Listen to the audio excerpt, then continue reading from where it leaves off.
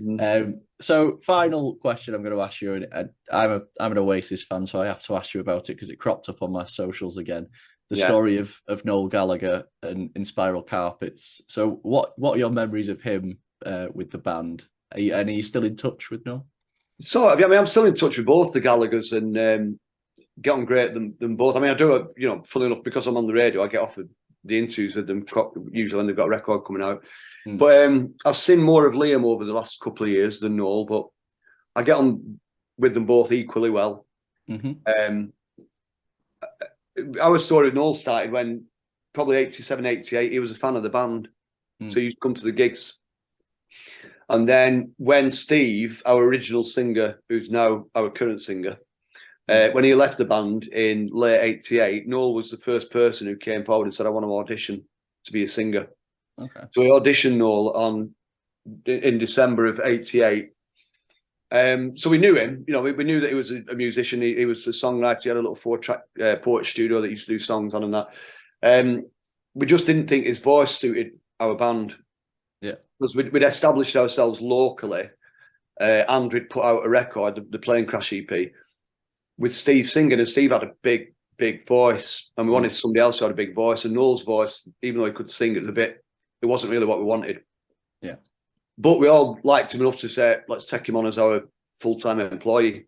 So not just a roadie. When we were gigging, he was our roadie, but when we weren't gigging, he was with us day to day in the rehearsal room or in our office, sending merchandise out, answering fan mail.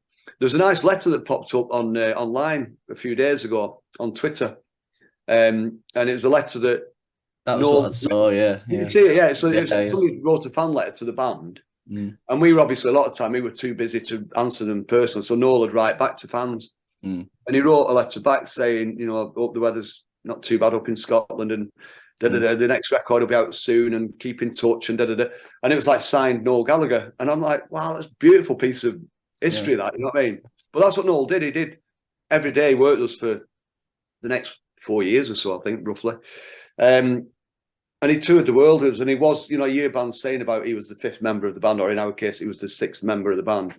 And he really was. He was with us day and night for the 4 years that came next.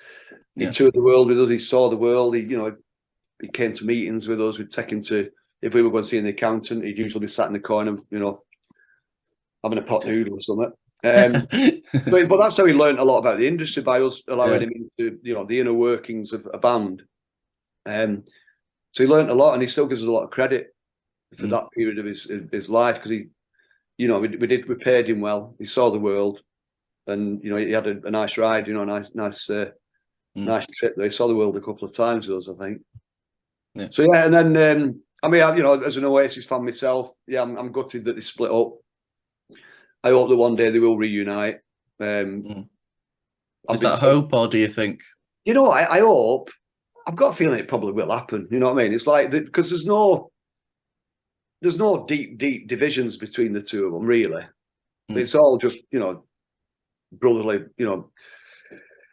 not banter, but it's just it's sibling problems, isn't it? It's like people on our street will be scrapping with their brother or sister at this moment. It's like, and it's just that gone a bit far because it's in the public eye, and it's so, Liam saying "bugger off, you knobhead" publicly on Twitter, you potato face, whatever. That goes viral, it goes viral, doesn't it? Yeah. It's obviously going to hurt Noel or hurt Liam, when there's a comment coming back. So, but yeah, I mean, it's not like anybody's murdered anybody or run off with somebody's wife or anything. You know what I mean? Yeah. It's like just two brothers who don't get on anymore. I think they'll make up at some point. I think they'll do it while the mum's still alive. Peggy's still going strong, and I think at some point she deserves to see them back on stage personally. Yeah, that's what I thought. Wouldn't it be lovely to see, for Peggy to see them, well, back in the same room, really, back in the same room, in her front room would be nice, wouldn't it? So yeah, fingers crossed it'll happen.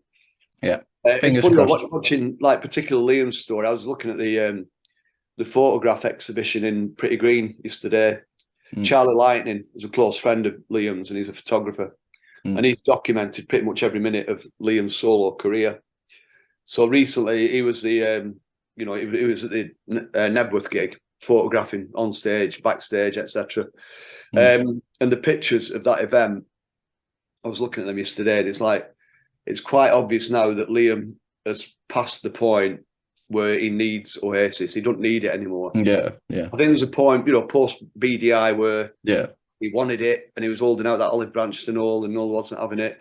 But now Liam is he bigger than Oasis now? In some ways, he probably is, isn't he?